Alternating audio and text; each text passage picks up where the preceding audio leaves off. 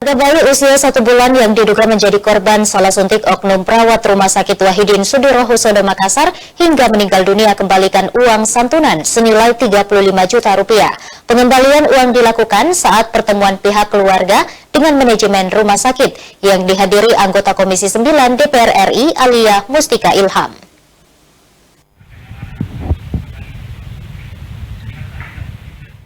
Keluarga bayi usia 1 bulan yang diduga menjadi korban salah suntik oknum perawat Rumah Sakit Wahidin Sudirohusodo Makassar hingga meninggal dunia kembalikan uang santunan di sela-sela perbincangan antara manajemen rumah sakit dan keluarga bayi.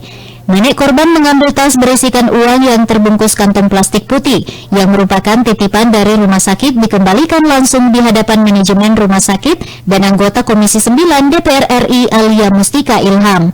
Menurut keluarga, pengembalian uang senilai 35 juta untuk menghindari pemahaman jika nyawa bisa dibeli dengan uang.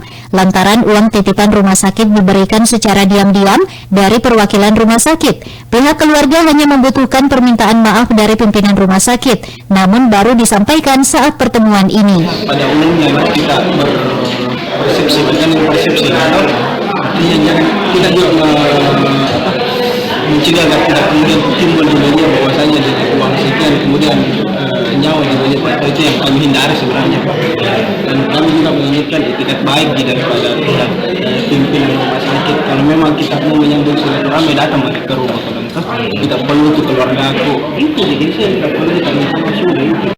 Yang tidak datang di rumah kemarin. Yang kemarin datang itu perwakilan kita tahu yang kita datang sampai di rumah sakit. Itu rumah sakit kapan datang membawa? Yang datang membawa satu Pak. Hingga kini pihak keluarga masih menunggu hasil RCA atau root cause analysis yang dilakukan internal rumah sakit guna mencari tahu penyebab pasti korban meninggal dunia. Meski demikian, pihak Rumah Sakit Wahidin menyayangkan pengembalian dana santunan yang diberikan. Rusma Wandirara, Celebes TV.